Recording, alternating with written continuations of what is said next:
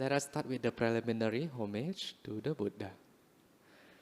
Namo tassa bhagavato arahato samma sambuddhassa.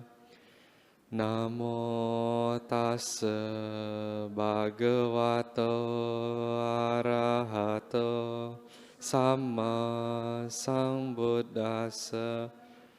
Namo tassa bhagavato arahato samma sambuddhassa. Let us now pay respect to the triple gem.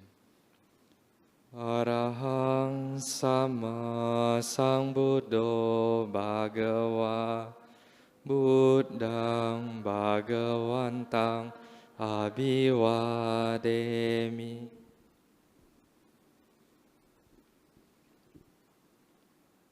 Swakato bhagavata dhammo dhammang namasami. Supatipano bhagavato sawaka sangho sanghang namami.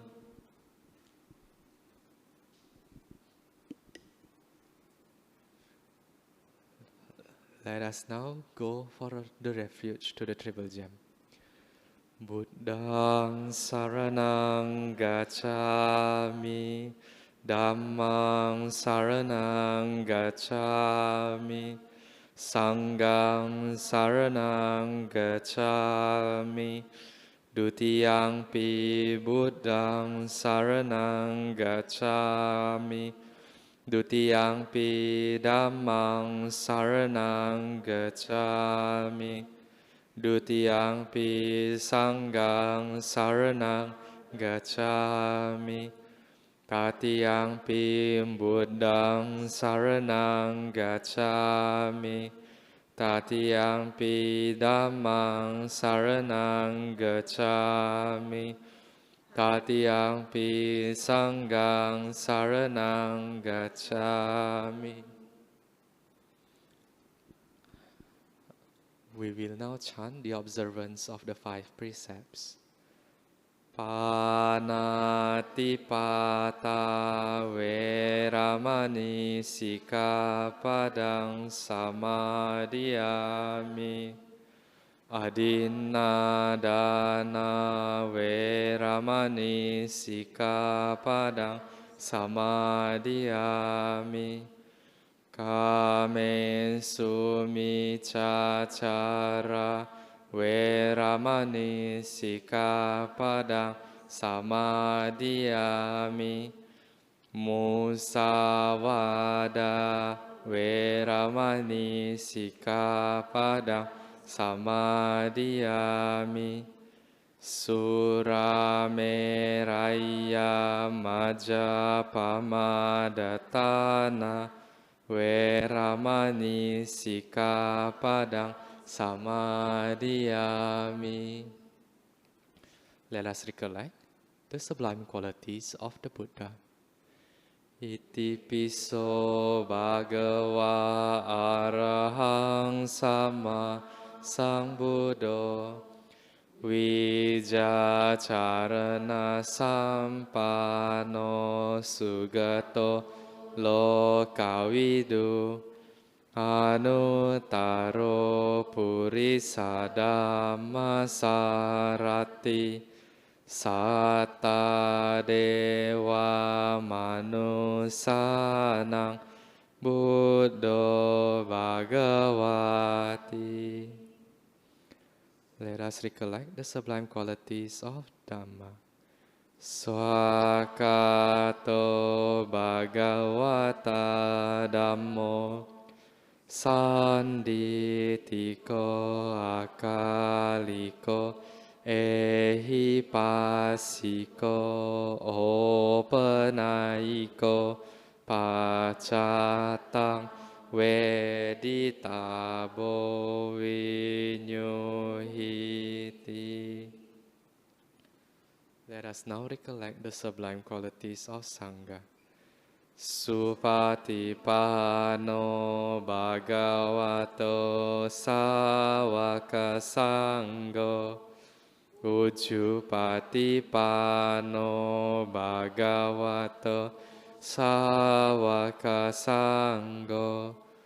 Nyayapatipano bhagavato sāvaka sangho. Samicipatipano bhagavato sāvaka sangho. Yadidang cattari purisa yugani atta purisa pugala esa bhagavato sāvaka sangho. Ahuneyo pahuneyo dakineyo anjali karaniyo anuttara punyaketang lokasati. Sadhu, sadhu, sadhu. Thank you all for tuning in to our Sunday service. Today, we are very delighted and honored to have Dr. Noor Huda Ismail to give us a talk. Let me start by introducing Dr. Huda. Dr. Noor Huda Ismail is a visiting fellow at the RSIS, the Rajaratnam School of International Studies in Singapore, and also at the NTU. He's also the founder of the Institute for International Peace Building in Indonesia. He shared a room with one of the Bali bombers when he studied for 6 years at an Islamic boarding school founded by JI leaders Abdullah Sumka and Abdul Bakar Bashir. Through his institute, he embarked on a controversial attempt to help former convicted terrorists back to society through his restaurant called Dapur Bistik in Central Java. He has written a book, My Friend the Terrorist, and produced many documentary films that includes Prison and Paradise, Jihad Selfie, The Bride, Seeking the Imam, and The Cups of the Caliphate. Welcome, Dr. Huda, and let us now sit back and enjoy his talk. Okay, hello everyone. Thank you for having me. It is my honor to get a chance to share with you here. I was approached by one of your team to talk about super sensitive topic, but this is the nature of my work. The topic that I was asked to speak about, basically my work. Can a terrorist be rehabilitated? To answer the questions, perhaps I need to share with you that everyone has a turning point in their life. In my case, it was the first Bali bombing. I got a call from my boss back then. I worked for Washington Post correspondent saying that, okay, you should come to Bali. Bali was bombed. I didn't believe that, but then because as a journalist, I had to say yes to every boss request, right? Then I flew early in the morning. I arrived on the site. I witnessed by myself because I arrived early. I witnessed the brutality of the terrorist attack. People dying, crying. I saw blood everywhere, and I cry inside myself. I asked myself, why can a normal individual, involved in this? What kind of human being is this? So I cried inside, but as a journalist, I had to do my work. The more I did my work, and then to my even more my surprise, couple months after that incident, I attended the press conference. Then police distributed a leaflet showing who might behind the attack, and then to my surprise, oh my God, I used to share room with one of these people. So my dad sent me to an Islamic boarding school when I was 12. I didn't feel comfortable with that school because the condition was super rudimentary, very simple. I had to sleep on the floor. I had to queue to eat. So it was very painful for me. Then I cried in the first days. Then I was approached by a boy, I think 2 years older than me, and he told me, "You will be okay here. I will look after you." And then quickly he became my idol. He taught me everything how to survive in that situations. So he taught me English, he taught me Arabic, he taught me martial art. So gradually I can enjoy living in an Islamic boarding school. And then 15 years after, after the finishing, after graduating from 6 years after studying in that school, we graduated. He told me he got scholarship to study in Pakistan. I didn't do it. I failed to do it because, I had a, you know I was a bit cheeky back then. I had a fall in love with the daughter of the founder of the school. Instead of following all the instruction of the school, I took her date couple of times. I was 16, perhaps my first loves. So my puppy loves. I took her five. Then the school labeled me as morally corrupt. So I was not selected for that scholarship process. So but then 15 then I didn't see her and I didn't see him anymore. So I lived normal life, and then 15 years later I worked for Washington Post covering the first Bali bombing, and then it turned out a friend of mine who used to be my idol was one of the perpetrators. So that's make me think, what are the processes of this individual to turn into this. As a journalist, I have to cover so many different events. I cannot select only one specific topic about terrorism. I have to cover illegal logging. I have to cover so many different stories. But what kept me awake every night will be this question: how could this person, my friend, because I know him personally, end up like this, So to you know to express those things, I wrote a book called Temanku Terrorist. This is an Indonesian one. My friend terrorist. I asked myself, become a bookseller, become best bookseller in Indonesia, and they was selected by International Book Festival in Germany back then. So I read the story for a number of audience, and then we turn it into documentary too. But that is the turning point. The first Bali bombing, the first turning point that me as a journalist then end up studying this creepy subject. That is part of the reason why I really really want to know why my friend, my own roommate, end up being a terrorist while me working for Washington Post covering the event. What are the what make us so different. It's like a movie, a Tai Chi master, like a Tai Chi master things, one guy learning, this guy, that is learning in the same master, but end up completely working in different directions. And then, because I really want to know these matters, then I applied for British Chevening Scholarship, the most prestigious scholarship in Indonesia. I won that British scholarship. Then I studied at St. Andrews University in 2005. Yes, I share room with the Bali bombers, but in that school, I also, in that university, new university, I also share the same university will be the Queen and King and the Queen of London, of the UK. So I mean, like, I have very peculiar background. So in that school, then one of the project of that school, I did the research on try to understand international conflict. Then I went to Northern Ireland. It was in a Northern Ireland I got epiphany, where I was asked to attend one of the reconciliation process, a tiny NGO trying to help former convicted terrorists from Northern Ireland, because they have been fighting, the Christian and Catholic have been fighting for hundreds of years. But this tiny NGO genuinely wanted to help them to start new life. And I thought, okay, if this organization can help this former terrorist to start new life, I want to do similar initiative back and when I finish my study.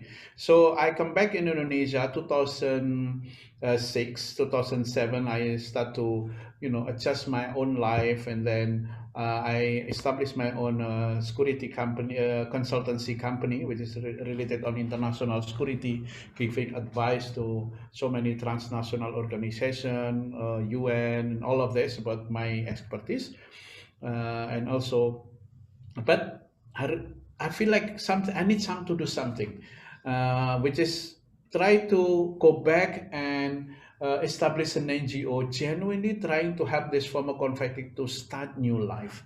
And I remember two basic concepts doing my work. The first concept will be coming from Hannah Arendt, the notion of banality of evil. This is Hannah Arendt is she is an American scholar, wrote a book called this is Eichmann in Jerusalem, a report of the banality of evil.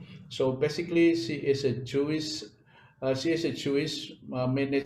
to escape from the Nazi prosecution and then went to America, and then she became a scholar. Then he was asked to cover the trial of one of Nazi officer, the guy named Eichmann. And then when she covered the trial, she came to realize that most of the people who involved in the killing of Jewish, they are just banal. They're just a normal individual.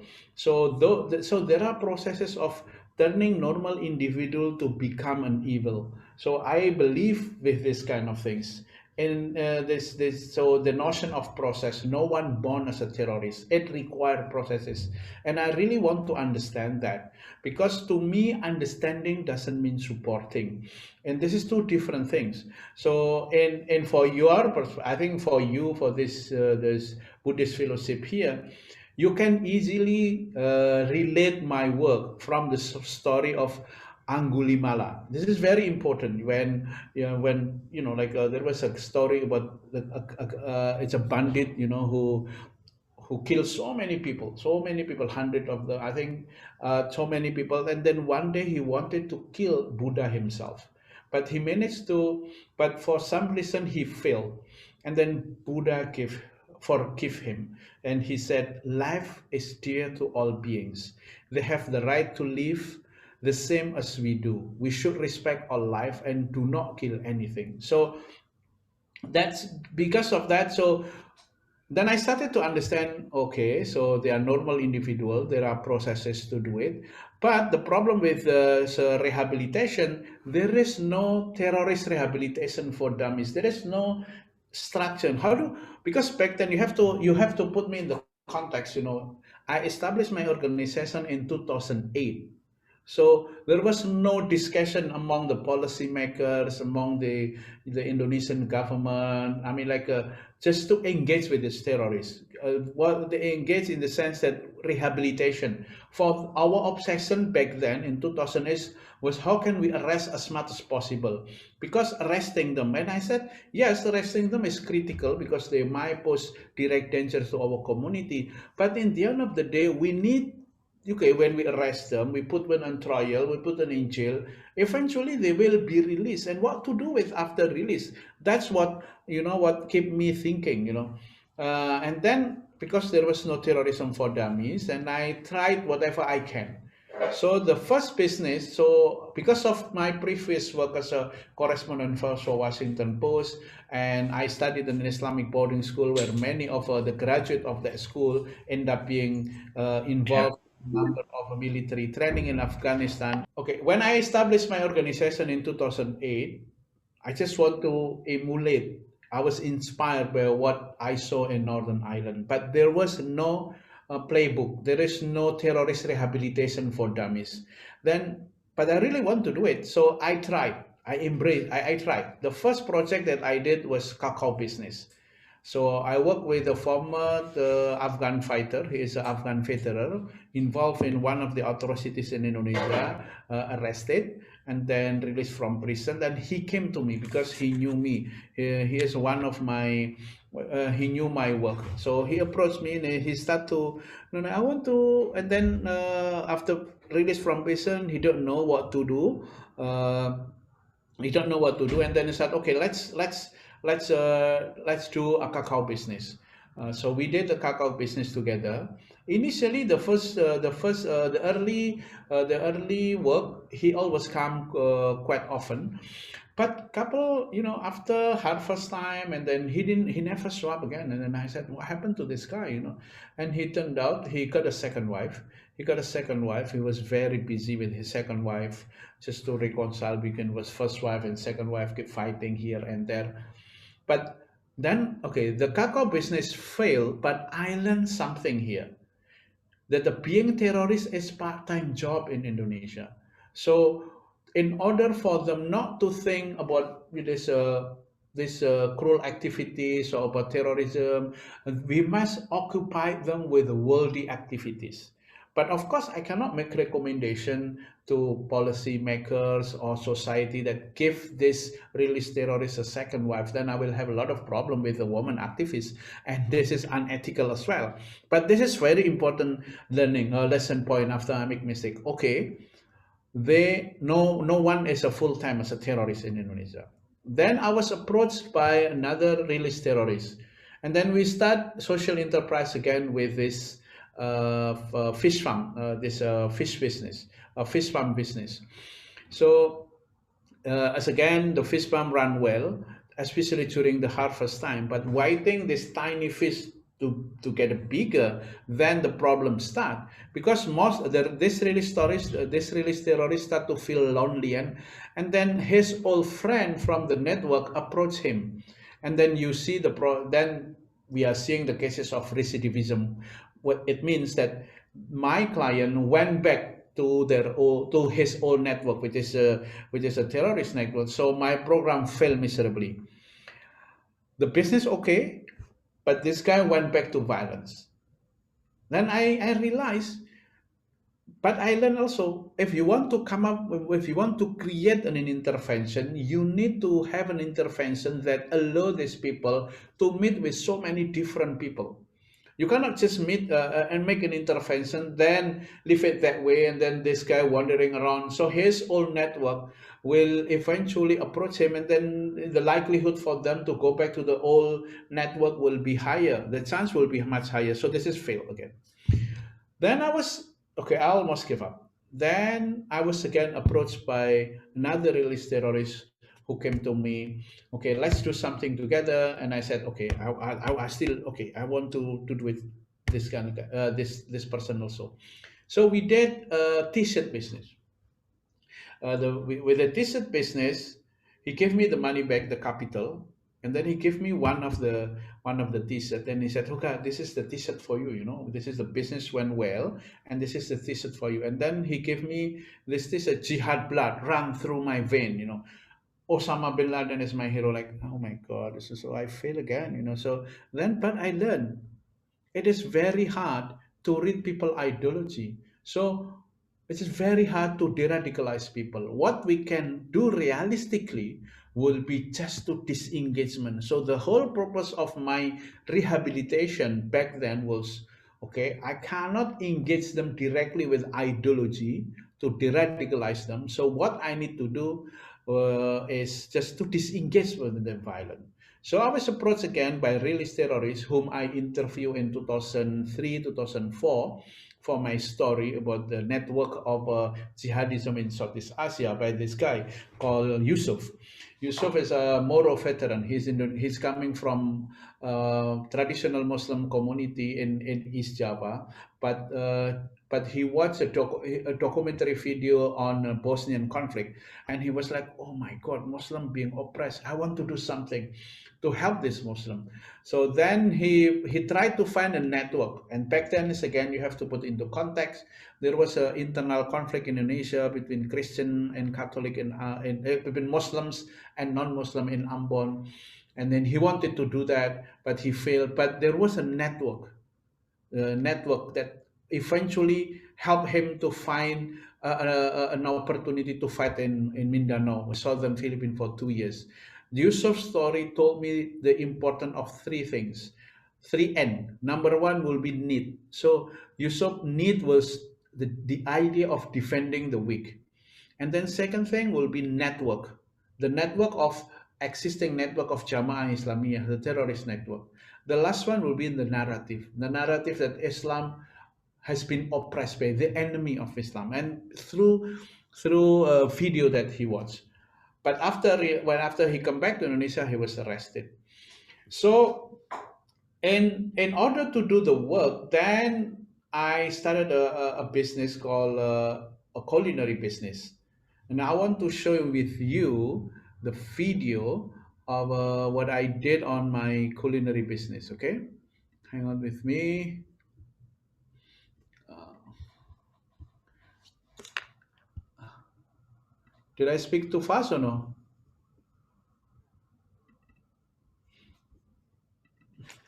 This is what things that I have been doing in Indonesia, and you can see. Wait.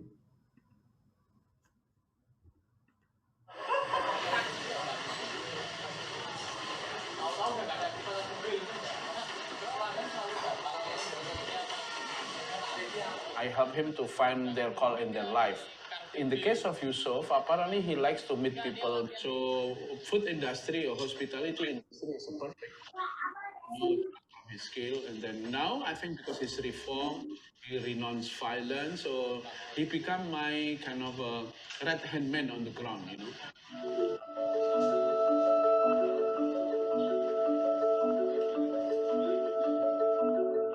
Mbak, saya assalamualaikum.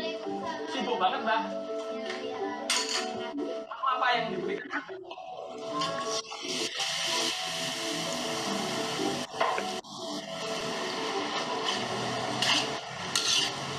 Assalamualaikum.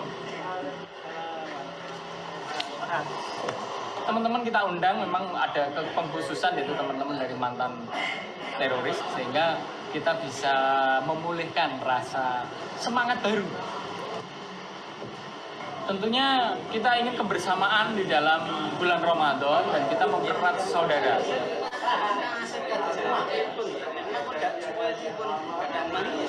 Terima kasih banyak atas kehadiran ikhwan-ikhwan semuanya.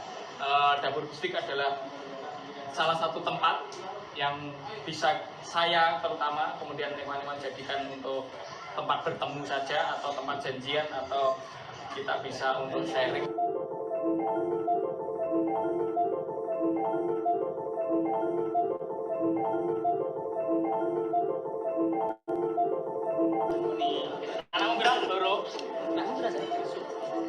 Jadi ini anak itu zakatnya itu stres dari ini tidak apa.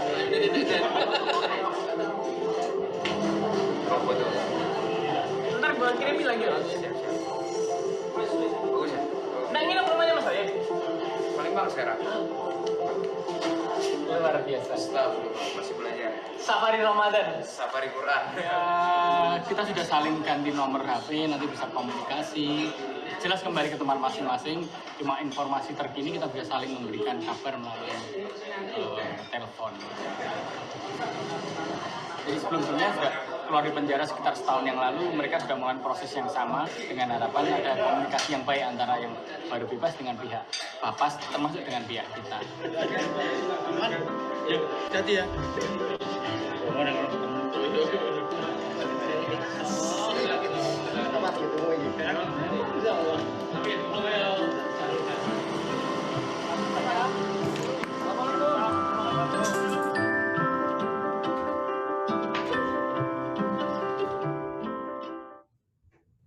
See, yeah, this is the in Indonesia. I'm running a cafe, but the way I run a cafe is because this is for former convicted terrorists released from prison. But I didn't put an advertisement in the like in the big board as a terrorist house club or something like this. It's just normal. So most of my initiative always revolve around three simple concept with the triple H concept. Number one, what I call it hard. I need to win their trust first. So from learning from this all the mistake I learned. So first of all, I need to win Yusuf's trust. Any client earn their trust just talking, and just happen Indonesian love to eat. When we meet Indonesian, first question is actually not apa kabar or how are you. Similar here, I think similar with the Chinese. When the community here, actually when we meet, it's not how are you. Hey, udah makan, let's eat. Have you eaten or not? Oh, this food cooked well. So we talk almost food. Food is so massive in Indonesia. If you come to my house, for instance, my mom will be obsessed to make you to eat more. Okay, have you eaten? Have you served your friends? So eating is so big in Indonesia. Food is so big.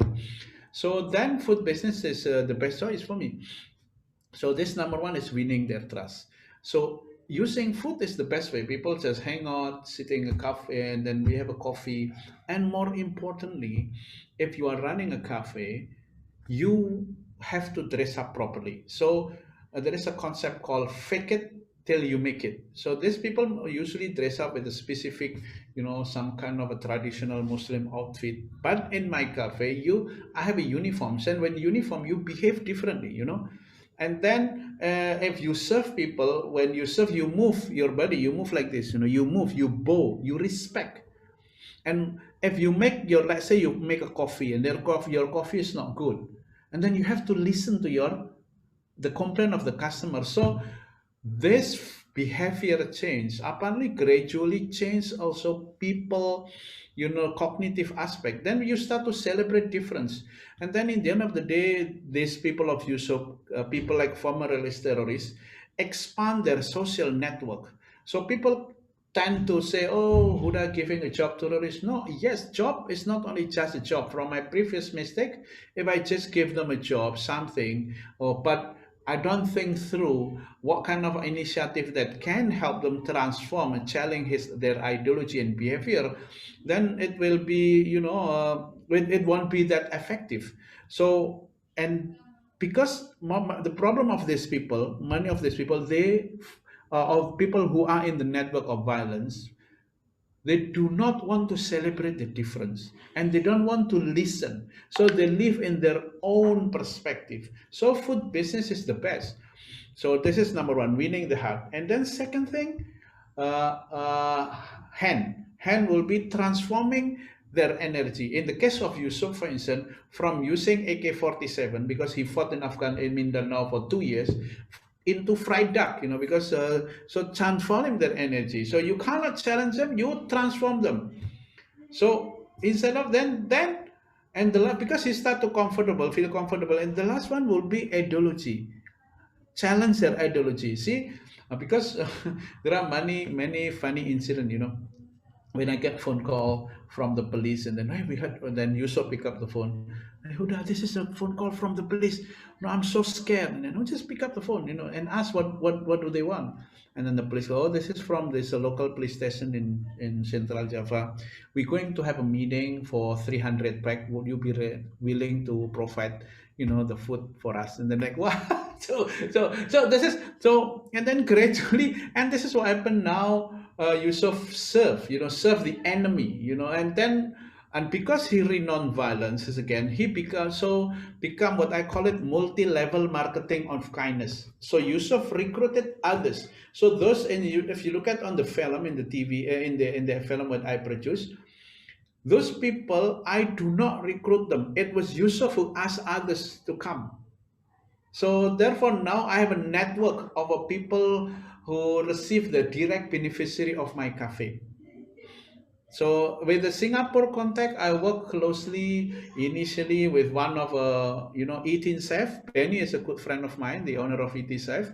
Of a time we was asked to speak in a number of countries. The other time I was in Hong Kong talking about social enterprise. How can we solve how can we solve a social problem, but yet we can get some benefit? So in my country, I'm known as a social entrepreneurs.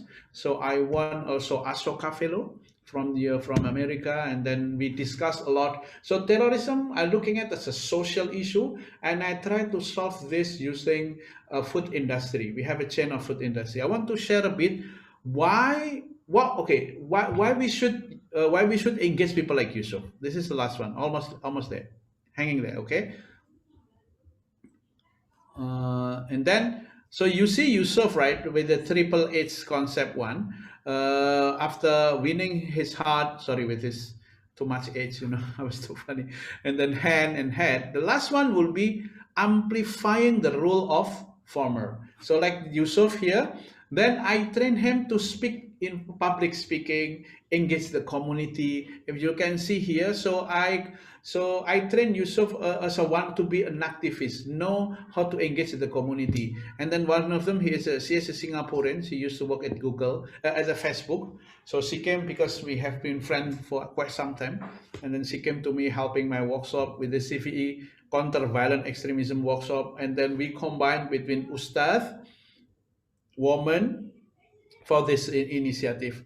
Then after I feel that Yusuf is ready, then this is the beautiful things now. Even though I'm here, so I've still walked the talk, So Yusuf here, this is Yusuf.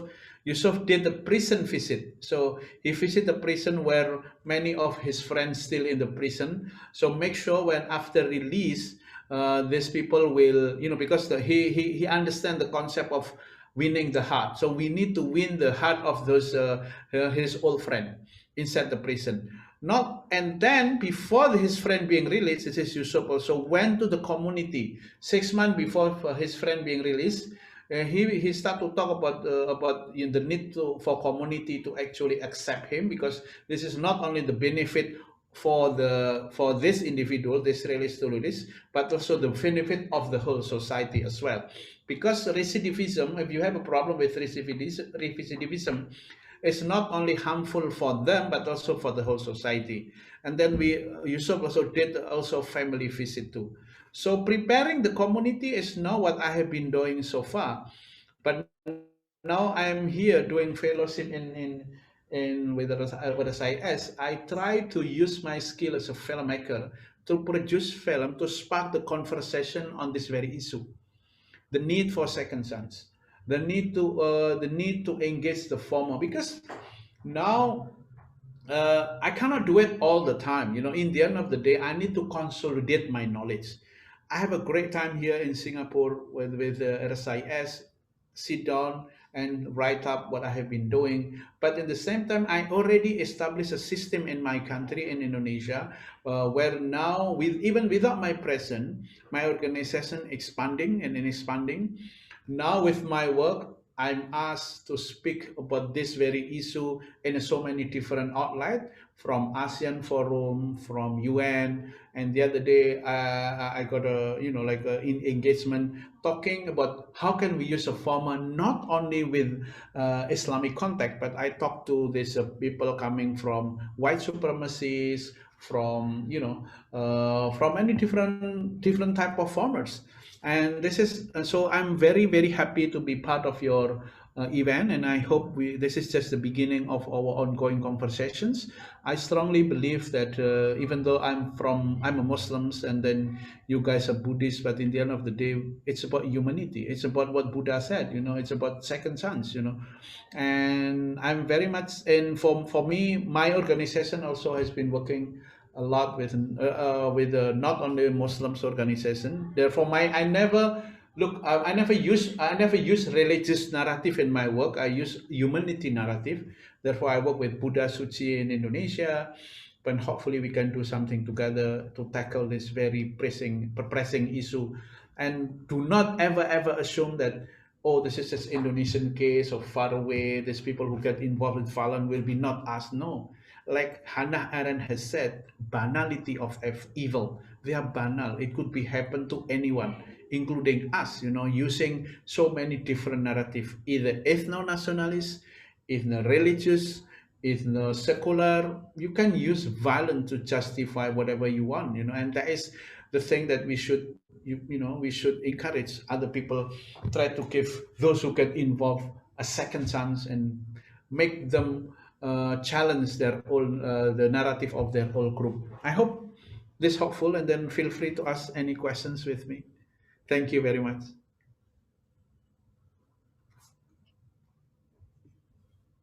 Thank you, Dr. Huda. Any questions from the floor? Singaporean usually do not have a lot of questions. I think we have a few. Okay. Yes, I saw. Oh, okay. Takala wants to ask first. Yes, go ahead. Let me unmute. I can't find it. I think Takala can unmute himself, no? Can you? No, I have to invite him.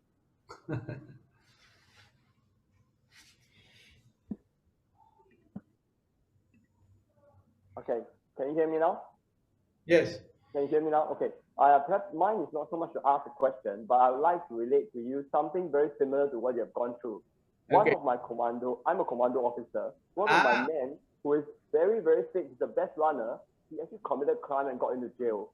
And in jail, he came to the realization, and he did what you did, except that he actually came out with the idea to set up a call reception center in the jail. So inmates, before they depart, they are able to get something that provides them with income. They generate a skill, and there's this sense of camaraderie, and they can work. So once they leave the jail, they will go and work in my friend's company, which is in, I believe now is in Taipei, is a place I grew up in, where the people actually have a sense of commonality, camaraderie, and they can provide family with income generation. Guess what? My friend is donating 30 chairs with roller wheel and armrest to the charity organization they're working in, so that they can actually have presentable chair in their office. So a person who has gone to jail is not the end. It is a turning point in life where you come to the realization of how you can walk the next step better. And I think this is another very valid example. And what you did, you are actually lighted beacon in troubled water, shedding light so that many people will follow and they will be able to levitate themselves to a higher level and become the game player rather than be always like a chess dice being played by others. Thank you very much. Thank you. I think this is what is the beauty of my work. I always get also positive feedback. People like you, people. And then you know what? When I started my cafe business, I was in Vienna. I gave a talk in Vienna University. I said, okay, I fail a lot, but I want one thing that I really want to do. I want to run cafe because I love to eat. I love to entertain people. And more importantly, my wife doesn't like to cook, so I have a lot of problems. My wife doesn't like to cook, and I love to host guests. So then, right? And I need to do okay. Then I make my own lah. So I want to make my own, but I don't know how to cook well, the standard. Then it was in Vienna. I got someone raised hand, Huda, I like your idea. I'll help you to set up. I thought this guy is just joking, He's a Christian. His name is just happened is Christian. Then I come back, and then 2 weeks later, he said, Today I'm in Indonesia. Show me your home. And then he flew and come and helped me to set up the cafe. So that cafe, it's European standard. It's not just rubbish cafe running around. It's a European standard. This is the cook. And therefore, all my initiative always revolve around 3 things: simple, duplicable, and self-sustained. I don't want to do things that just for the sake of, sorry to say, for the limelight. Yes, limelight is super good and important to inspire others. But in the end of the day, sustainability will be the critical. So I opened up this cafe was like started by this guy from Austria, came to me all the way. I was like shocked, pleasantly shocked. The same when I was approached by Buddha Suchi, Buddha, I think I saw your interview on TV. I think you do, I think we share some common. And then can I come to your place? And then this Buddha Suchi came and all the crew, and then took me to their office, and then I see what we can do together. So then one of the program, then actually we took some of the former to go to temple, Buddhist temple. They start to realize, so because they never meeting, political. I said that meeting different people require courage, and some people do not get the opportunity yet. As simple as that. And we open up like that, and then everyone can take benefit in the same time. What I call it cognitive opening, With two of my this Yusuf, when I got an invitation by Google in Ireland back then for talking for among 300 former, I took Yusuf and another 2 Muro fighter came, and then we arrived in the airport first time, and then he's shocked. Wow, everything is so clean, everyone's so respectful, because they have been being, you might like to call, brainwashed, or being introduced, being socialized with the black and white. They never met and experienced. With the cafe business, he turned out meeting with so many different people, and they're nice. It's just human being, Thank you, Dr. Huda. Yeah. Okay. Dr. Chi, you want to ask a question? Dr. Huda, thank you for coming on. That was a fantastic talk. I actually have some questions from our audience, if it's okay. The first question is, thank you, Dr. Noor Huda, for not giving up hope on them. And I can tell from your talk, it's so impressive. May I know how you take care of your mental health, your own mental health, so that you are not affected by your client situations negatively?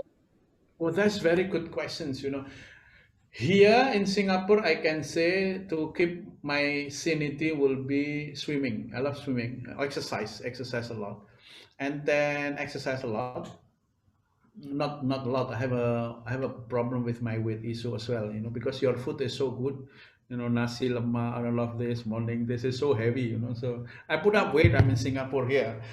So okay, but the best way will be for me personally. I'm not trying to highlight myself. I love kids. I have two wonderful boys. When I started this journey as a social entrepreneur, now I have a three. So I have a one daughter, Singapore connection, born here, fail of social distancing. So I have another baby here.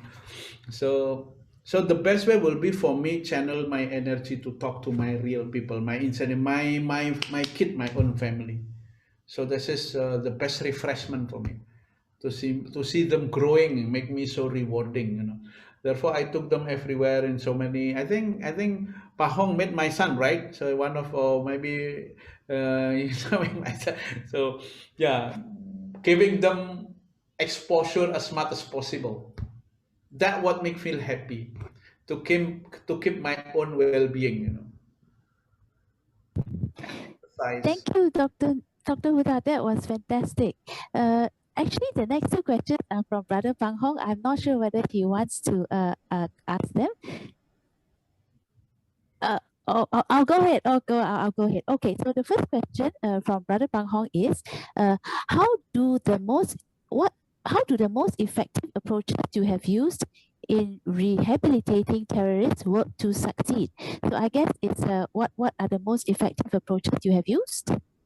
Oh, okay. The most effective you use. Okay, this is very important. Very good questions and very important one. Advice will be: do not ever engage them ideologically for the first time. You have to win their trust first. Remember the very simple step of Triple H approach: win their trust. You have to win their trust. And the best way for me, I'm obsessed with food. Bring food, sit them and start talking. After winning trust, then you have to solve their problem. Their actual immediate problem usually will be skill. After you stay some time in prison, you lost so much skill, inner skill, how to engage others, even how to deal with this practical issue. So give them skill, which is hand. Give them practical skill, but skill that allow these people to celebrate the difference, to meet with so many different stakeholders. And then gradually you attack their ideology, their mindset. I think because then they start have to realization, like they have a lot of imagination of others, like say non-Muslim. But by the time they meet the non-Muslim, it turned out the non-Muslim also treat them nice. And they start already thinking, hey, hang on a minute, this guy is so nice. How could I consider them as an enemy? So this is the thing, this cognitive opening, because they live in their own imagination, bubble of imaginations. We need to confront them with reality, and that is the best way. Earning trust, give them skill, and confront them with reality. Hi. Yes. Hi. Sure, Brother Vincent. Hi, Dr. Huda. It's been wonderful listening to you. Can I ask some quite personal questions? How long more do you have in Singapore? And given whatever time you have, is there something you want to do that we all can kind of like see how we can work something together? I mean, do you have like a year left, 2 years? Or are you thinking of applying for more time in Singapore? But above all, is there something you want to do in Singapore in what you're doing and how we can, kind of like see is any way of collaboration? No, this is not personal. This is very good question. In fact, like my firm, because Singaporean always work by book, right? So my official contract until March 2022. But I think my university is happy with what I'm doing now. Maybe another extension. We don't know yet. Still up in the air. But in the end of the day, I want to have a good legacy here in Singapore. Therefore, if I can, okay, as a person, in fact, I can just sit comfortably as a visiting fellow in Singapore, writing up something. It's good, like this is what the university likes. But as a person, I'm very community, like a very, I want to contribute something, but sadly now with the COVID, we need to rethinking how can we contribute. we need to we need to come up with the COVID mainstreaming of engaging community. We need to find ways. Before, as you know very well, I work closely with Hassan. I did a lot of community engagement in madrasah, education, in school, and immigrant worker, and my own fellow migrant worker, as a way for them to be. I'm not trying to to be grateful to live in Singapore. I live in many places in the world, and your country just happened to be one of the nice. I mean, like, yeah, of course, the price is not cheap, but but one of the comfortable place we can live. I used to live in UK. I used to live in Australia. I travel in Middle East, America. So, and as a hub, it is very nice.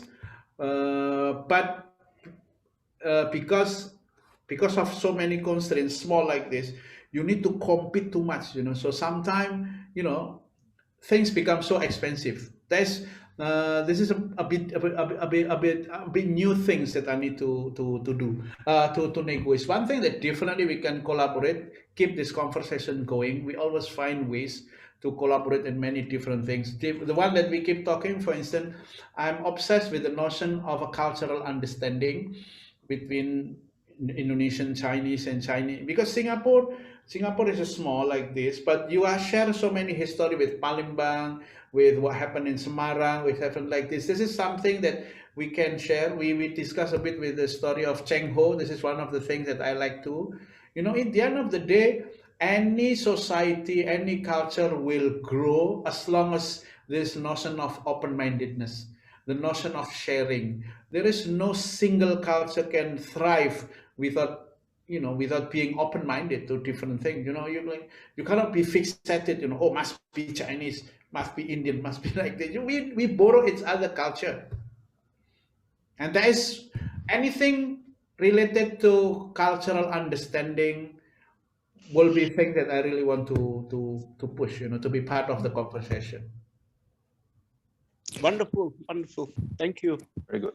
Thank you, Dr. Huda. There's actually two more questions, if it's okay, from our audience. I'm okay. I'm good. Dr. Huda, there's another question, if it's okay. Would you consider you are fighting an uphill battle as on rehabilitating terrorists, and what are the conditions stacked against you in the world situation today? Yeah, I fully agree with the question. It is not an easy pitch to sell. The hardest. So the other question will be not the question. The first question, my main challenge, in fact, is how to get to convince my father-in-law. This is the hardest part. To get wife initially. My father-in-law usually like, okay, I want my wife Desi, I'm asking, what is your future husband would like to do, doing, I can't, it's very hard to imagine. Look, I'm rehabilitating this is for normal people to. This is not coffee shop discussion. Even for my own inner family alone, actually, my father-in-law is the hardest battle for me to convince. My wife can, because with a love, understanding, thing like this, but the accident, let alone the bigger community. Therefore, I need to phrase this initiative differently. My phrase to Indonesian community and the international community will be second chance matters, for instance, or no one born as a terrorist. There is kind of things. And then for the terrorists, I was also for the group itself. Sometimes they are not happy with what I'm doing. One time I was approached by one of the leaders, one of the activists in the group said, Kemi Huda, you should stop what you are doing. You are punctured the spirit. You have been puncturing the spirit of our brothers to do the jihad. They came to me right in front of me. But the good thing is, those client in my cafe who stand up and no, Huda never come to me. I come to them. So the beauty of my work, they come to me, not I come to them. So why? Because I earn a specific unique reputation. I used to study 6 years in a radical Islamic boarding school. Where it turned out this is the Mecca, because the founder of the school, also the founder of Jamaah Islamiyah. So I have unique kind of a blue blood radical, So if you meet someone and you feel you don't have to explain what you are, you feel good, right? So I understand, but because what I'm become now, what I'm now, because of two things: the book that I read and friend whom I met. I met so many different people, like Vincent. As working in the Ireland, I met so many different people. So my horizon expand. So I look at them as a people. So people come to me, and then therefore those who came to me reform, and they recruited others. So I'm kind of okay. If you don't want to change, if you still want to continue in the violent network, then you have to deal with my police forces. But if you want to start new life, come to me, and then let's celebrate life. There are so many beautiful things that we can do in life. That's always the way for me. Yes, but I fully agree. It is not an easy sell.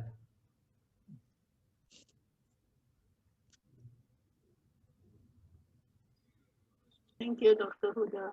Thank you. We have another question like,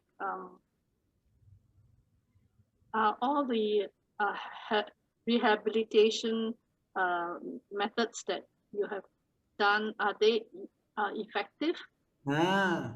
Okay. And for example, if Mas Salamat has stayed in prison for so long and yet not rehabilitated, an example. Oh, that's very, very good. Okay. First of all, as I said, context matters. Context. It might be working in Indonesia, but maybe not in Singapore, because the standard of radicalization for you as a Singaporean and my country is very different. The standard of the success in my approach very different. My approach, I call it disengagement. I just want to disengage this film from using violence. I cannot control what happened in their head.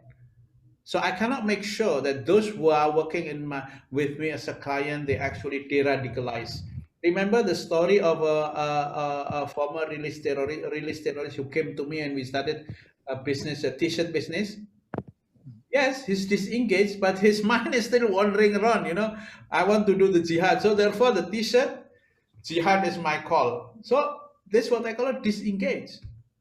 So remember the one that running my fish farm business, disengage. So the yardstick of being success in every country and every engagement is very different. In the case of Mas Salamat, this is very important. When you arrested terrorists, it doesn't mean that they will stop being terrorists. So prison itself is not enough. It requires different ways. So therefore, your government say big no for flirting with this idea. Because once you are part of the network and you are exposed, super difficult for you, to actually start new life. It took me years. I studied for 6 months, 6 years, in that very radical school. Then it took me years to start to celebrate the different like this. For instance, just give an example. As you can see, I'm a people person. I know how to engage person. So I won one of the possible what you call it, scholarship to study, to have an ASEAN, like using poor to ASEAN exchange student. But because still studying that boarding school for 6 years, I have very stiff ideology. I refuse to sing my national anthem. I refuse to respect the flag. Back then, if don't have the president, I'm not involved in violence, just holding that ideal, then block me from getting that scholarship. It took me years, only after when I work a tourist guide in my country, because I learned English by myself. I self-taught, the English. I working as tourist guide. So it was very pidgin English. You and me photo together in the corner. Do you understand? Oh yes, I stand under you, So all of this very pidgin English, but gradually I'm meeting with these foreigners, with the Angmo, with the Caucasian, but some of them treat me nicely. Oh, I think you are Muslim, right? I think time for you to do your pray. Oh, you are Muslim, right? You cannot drink this. So then make me revisit my all beliefs. So again, therefore, my formula: the more you read, the more you understand different perspective of seeing the world. The more you meet people, then you understand there are many different ways of living. And that's why I'm super pleased when I was approached by Brother Vincent here to share with you with Buddhism here. It's just, like in the end of the day, it's about humanity. That's my take. Very well said, Dr. Huda. Oh, thank you. There's another Thank question. you, Dr. Huda. Can I ask a question, please? I'm okay. Don't worry. I'm okay. My daughter already sleeping there. My wife understand. I'm okay too. Actually, okay, I think I get you. So these populations of terrorists probably come from a state where they are very insular, maybe, and they only engage and communicate within themselves, and they do not have a chance to look at other people and see that, hey, other people are nice as well, and they can be kind and compassionate, and why do I need to attack them? But there are also people like us, we also like insular in the sense that we have our own Singapore population, and as a lot of times we are free as well. But the times that I'm free and I say I think that there's nothing much for me to do, I don't think of going to bomb an NTUC. So how is it that these people do think about such things? So just asking. Okay, no. But one thing, there is no single reason why people get involved in terrorism. One of it, this is insularity. One of it also, if you are living in a conflict zone. So let's say because I travel because as I said, working for Washington Post, I cover so many different conflicts. I was in southern Philippines, and then you don't want to get involved, but you're attacked by the military, let's say, and then you got to defend yourself. If you are in Palestine, the story will be different. So it's again context specific, context, and context. In the case of Indonesia, these people, it's very difficult for my government and me, for instance, to challenge their jihad narrative. You know why? Because the very foundation of my country was using jihad narrative to expel the what you call it, the so-called the Angmos, the colonialists, the Dutch back then. The Muslim used the word jihad to expel the imperialism, the imperialists. So the narrative itself, context is very important. So those who people involved in so-called now terrorism, they use their narrative as if they're part of the struggle against the West. Unlike your country is very different, historically different. Your country, Singapore, the very foundation of your Singapore will be, correct me if I'm wrong, will be the ethnic riot, right? So, what happened in like the ethnic riot. So, ethnicity become the cornerstone. Take it so big deal. This is the thing. So in Indonesia, religions with the foundation of whether Indonesia should be secular or embrace specific Islam, and this is the constant struggle. Malaysia is different, southern Philippines different, southern Thailand is different. I was in southern Thailand. These people cannot speak their own language, Malay. And then they want to speak being Thai. They are like me, like us, like me, but they have to speak Thai. It's question of identity. The Singapore challenge will be not directly from the terrorist things, but it's again what you mentioned already, insularity. Insular. One of it. If you remember recently, I received a video of this racist Chinese again, the Indian guy. Have you seen that one? This is another problem that you are dealing. It doesn't mean that you are comfortable, everything available, then you will not have any problem. No, the problem will be happening everywhere. Norway, how do we explain what happened in Norway? Everything is rich, and then you see this white supremacy. What happened in New Zealand? Like the issue of intolerance, the issue of ignoring others, the issue of bigotry, the issue of narrow-mindedness is universal. I thought before studying in the UK, the issue of terrorism has to do only with Islam. When I was in Northern Ireland, this Angmo killing each other, they were also terrorists. In America, I was in America also, the white supremacy also, even terror, And that is the thing that made me wake up. Okay, says about what? Narrow-mindedness, exposure, and then selfishness. So there are many ways for us to treat other nicely. Therefore, Buddha is very good. The notion of Buddha is like a, like a compassion. This is what I like most. The compassion. This is the core. But it doesn't mean sometimes even I was in, I don't need to, in a country where they use also Buddha narrative, and I hijack the racist narrative to advance violence. When I was in southern Philippines, I got a video, a monk saying, "Oh, we have to attack the Muslim because look what happened in Indonesia. Borobudur run by the Muslim. We don't want to see like, alam, it's the same thing. Yeah. So, well, I mean, like, that is also make me wonder. So I'm not trying to, okay, Singapore is quite unique. We have to celebrate. We need to cherish this. You are very fortunate and very unique where we can easily talking like this. In other country in the world, it's such what you call it, prestige thing to talk. True. Yep. Yes. I'm not preaching you. Sorry, I'm not trying to preach you. Oh no, I think that we understand. You're right. And I think that's the point about it. We are lucky, in that sense in Singapore that at least the issues we are facing is a lot less, violence even if you think about it, right? So you have to people mouthing off, but that's it. I saw enough. I'm a conflict journalist, so I met so many people. Yeah. So this is what. But my son, they never understand why daddy you keep bragging, because I asked them, you have to enjoy living, because my son, they are a bit spoiled. They study in Australia, no homework. They come here, they have a lot of homework, and then, oh my God, it's so stressful in Singapore. Like okay, you stressful with homework. Many people stressful with the living, So I mean, this is question of life and death for so many people. It's just you can't. Yeah, I mean, like, you have your own issue too. Like for me, because I travel a lot. When I meet the Chinese, I cannot assume that they are Singaporean. Or I cannot, because you are Chinese. Because some of you can see, right?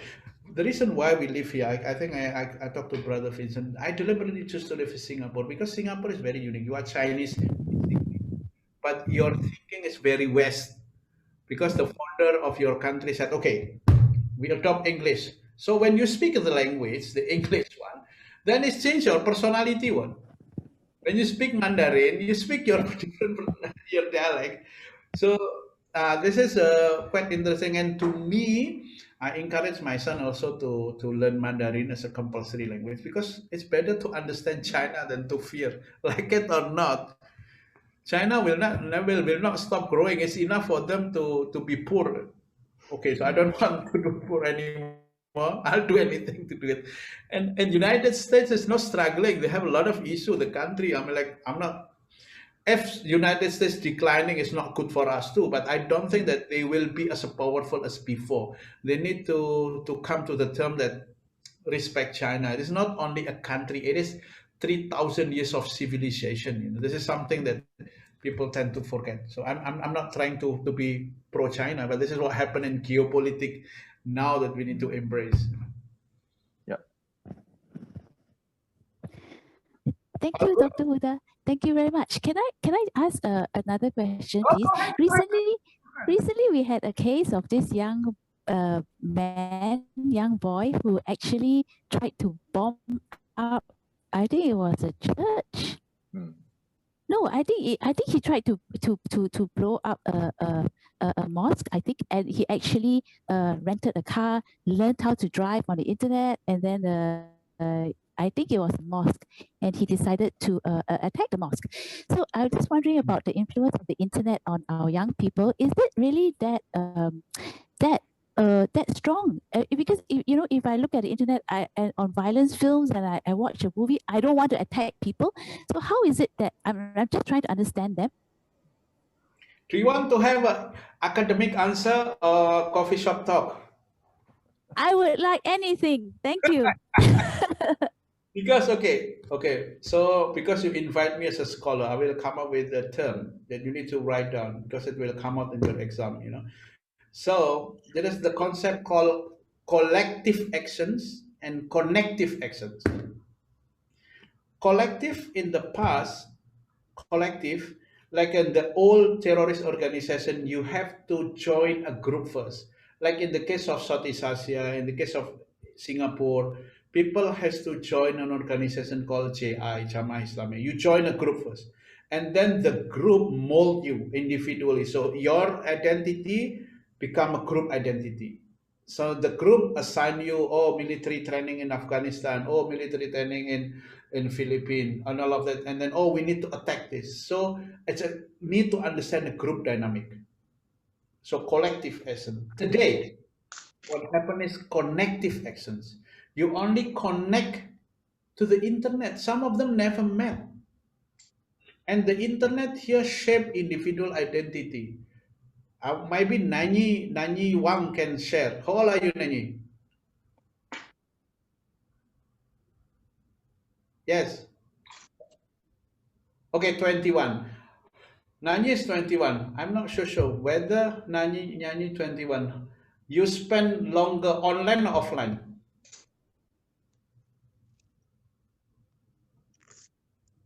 Oh, okay. Actually, I spend most of my time online now because like safe distancing, cannot go out. Okay. See, this is Nani. Nani is online. Your identity shaped by mostly online, right? If you post something, if people like you, how do you feel? Feel good. Yeah. Huh? I have a sense of like accomplishment. Like if I write something, then people like it. Yeah. Okay. If people feel you're posting a lot, so this is the thing. People overthink social media is just a tool to share information. No, social media is a tool to hack you emotionally. If someone bully you in social media, like say my son, for us when we are younger, we had a fight in school, we do sport, we bump each other. When we go home, we take shower, we can sleep peacefully. But no, my son cannot do like that, because then people see talking in their their WhatsApp group and then bully you at night. Then you bring a lot of, it's their identity. This is why now digital literacy is very critical. Most of cases in Singapore because of online radicalization. And online radicalization is important. No color, no religion, no ethnicity. It can happen anyone.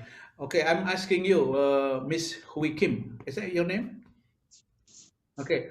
Do you buy something online? Okay, what did you buy recently? Dr. Huda, I bought a power bank recently. Okay, you did buy one. How do you know that this guy? Do you have any issue with online shopping? No, I don't. It was from Shopee. But so many people, because we indulge and rely heavily on social media now, on internet, or on the Shopee, on other platform, some of them are addicted to it. And this is Right. another Yes. radicalize you in different ways. Radicalize your wallet, So this is the thing too. And then this is what problem. If there is no guidance, no digital literacy, there is no context, then people will, end up, in part of what we call it a rabbit hole of radicalization because of echo chambering, because of the what you call it the algorithm. Let's say you bought a power bank. What is the next time you in Shopee you click power bank? I don't know the brand. What is the power brand? And then the next time they will, oh, someone who buy this might buy this one. I mean, and this is what create, rabbit hole of radicalization. The same, of course. Someone I want to do this site, and then radical site, and then this, go deeper and deeper. So therefore, parental guidance is very important. Discussion, very important. Thank you, Dr. Huda. Fantastic answer. Thank you so much. Yes, I think Nani just now mentioned that how does one not become radicalized, especially self-radicalization, and become exposed to terrorist propaganda, because she was mentioning that youths from middle class or well-to-do families can become radicalized as well. Yep. And then I think Brother Vincent went to my film screening, right? In my film screening called Seeking the Imam, it's story about a 16 years girl from Batam, coming from middle class family, playing piano, won a swimming national championship, and then she felt lonely. Then her daddy was so busy. She wanted to talk to her daddy about her problem. She wanted to learn about Islam, but her daddy was busy. Then went to internet and then click this, click that, click that, and then drag her into this. What as you said, the radical narrative ISIS, and then went to Syria together with the whole family. And then okay, in the film, then because of my connection, and I went to Iraq and Syria to evacuate. But that's the whole point is I witnessed a lot of online radicalization, not only in Indonesia, but Singapore, Malaysia. It is a global phenomenon now. And then we need to do something about it. Thank you, Dr. Huda. Welly and Henry, do you have any questions you'd like to ask? All good? Oh, Welly, you want to have a question, but I cannot hear you. Welly, you're unmuted already, right? Yes. Okay. Yeah, no, I say I'm good. I don't have any questions. Good. Yeah. How about Henry? Dr. Huda, I find your talk very useful. Is it possible that Buddhist fellowship can share your talk with other people? I cannot see you, Huh? I cannot see you. Oh, cannot see you. Sorry. I'm not sure how to see. Is it? I'm not sure how to do it. Sorry. Okay, it's okay, Henry. Say what? Yes, what can I help, Mr. Henry? No, I was thinking it would be useful to share your talk with a wider audience if you can give Buddhist fellowship permission to share your talk with other friends. Thank you. No problem. Can lah. Singapore can lah. You edit lah. Something nice you can edit lah. Can. Semua bagus. How Isha lah if not good. Thank you, Dr. Henry. Oh, that's another doctor. Oh, what doctor are you? Medical doctor? Yes, just like Doctor Who. Oh, okay. So what is your expertise? Huh? I have a health issue, I'm just interested in all religions. Hope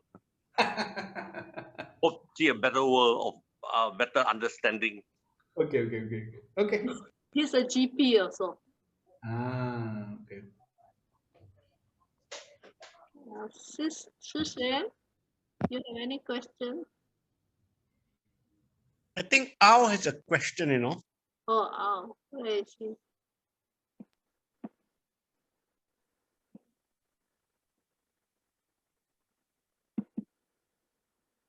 Dr. Al, unmute yourself.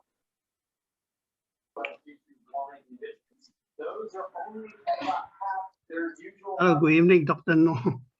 I attended your talk at Paleba. I was very impressed, and I got one question, but related. I have read through Quran and Hadith. The Muslim used to meet one another and say, "May peace be upon you." This is the greeting. Any Muslim, they will get together, they will greet. And number two, the word Islam is peace. Yeah. So I wonder the basic tenet of Quran, are they being continuously practiced in reality? And number two, what does Indonesian government or civic group doing any positive teaching or what I call positive action to neutralize this negative interpretation? Thanks. Thank you. Oh, wow, very, very thoughtful questions. So okay, again, I think Quran itself is a text. I'm a student of literature. I'm a student of literature. One text could be interpreted differently because of context. So The Quran itself, if you look at the history, are you familiar with the picture of School of Athens? Have you seen the picture of School of Athens? When you see Aristotle and then Plato and then all of this all these Greek philosophers in one picture in Vatican. If you're not, you go to the internet and then you can see it. And there is picture, and this is all what you call it antique knowledge. But there is one guy here, Muslim, called Ibn Sina. The continuation. That's what I'm trying to say here. Even Muslim also contribute in the debate of current modernity. And if you look at the history also, it was the Christian, because then when finally Julius adopted Christianity as a state religion, then Christians start to attack all what paganism, and the paganism, as you can see, the paganism also, and then they attack all this School of Athens and then destroy, and then it was the Muslim who look after this scroll and then move to. If you go to a country, I was lucky enough to go to Madrid and then all this Andalusia, you can see how they preserve. What I'm trying to say again, also Islam also keep this as a part of the conversation in the modernity. The same goes with the Quran, still interpreted this way. In Indonesia, there are a lot of initiative coming from traditionalist organization, open-minded, the largest Muslim organization called NU, Muhammadiyah. Gus Dur is very, and all these organizations actively come up with a positive messaging. Muhammadiyah also come up with very active messaging. However, we are seeing now the growing rise of a literalist interpretation of specific Islam with the help and bolster from Middle Eastern money as well as social media.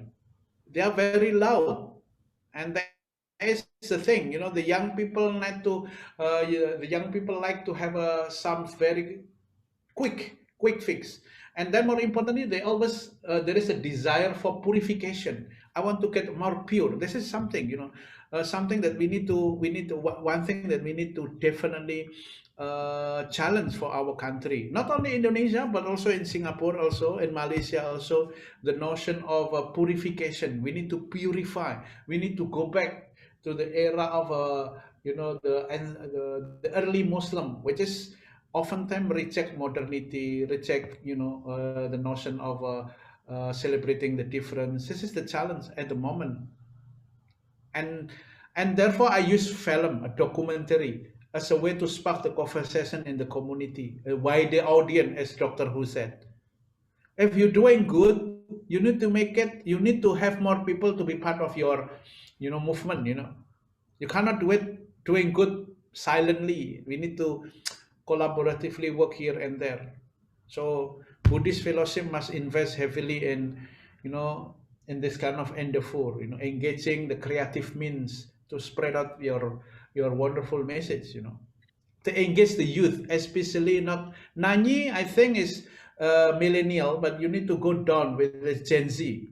I think more Gen Z now. I don't know whether Buddhist fellowship thinking already how to engage the Gen Z. In Indonesia, Gen Z is 75 million people. Therefore, I'm running a community website called Ruang Ngobrol, where I engage with the Gen Z all the time. Yeah, good. Ms. Michelle, you have any question? Good. I apologize if sometimes you have to struggle with my English, No, we can understand you. You speak beautifully, Dr. Huda. Oh, you are such a, you have been too long working in this hospitality industry, man. No. You're a student of literature like myself. We have no excuses. Okay, I think if there are no more questions, BF Library has Quran and Christian books. Yes, but I will say, yeah. Okay, so Dr. Huda, when this COVID situation is hopefully that it can be over soon, we hope to receive you personally at Buddhist Fellowship for coffee, for social enterprise, what have you. and to engage you, to talk to you, to listen to you, and see how we can pull our ideas together. And okay, and it's been wonderful meeting you and listening to you. And I might give myself a pat on the back that I pick up courage to approach you after the movie to invite you to speak to us. And I'm sure this is not going to be the last time. Thank you so much. I'm approachable. I'm a domesticated former, member also, so I'm okay. Thank you. Thank you for having me. Yeah. Stay in touch. Okay then. Thank you for tuning in to our Sunday service with a wonderful talk by Dr. Huda. May we now all send and dedicate our merits to Mr. Fan Ming San Hassan, who passed away recently on the 5th of June 2021. May he be well and happy, and may he be reborn in a happy realm. We will now invite all the sentient beings to participate in our acquired merits for cultivating the wholesome thoughts, wholesome speech, and wholesome actions this morning. Let us now chant together. Etawata cha amhehi sambatang punya sampadang sabbe dewa anumodantu sabba sampati siddhya. Etawata cha amhehi sambatang punya sampadang sabbe buddha anumodantu sabba sampati siddhya. Etawata ca amhehi sambatang punya sampadang sabbe satta anumodantu sabba sampati siddhya. The dedication of merits to our departed relatives. Let us chant together. Idang me nyati nang hotu sukita hontu nyatayo. Idang me nyati nang hotu sukita hontu nyatayo. Idang me nyati nang hotu sukita hontu nyatayo. Sadhu, sadhu, sadhu. Thank you all for tuning in today. Please tune in again next week on the 20th of June when we have Sister Rachel Lim to give us a talk titled The Shades of Anger. Thank you and goodbye.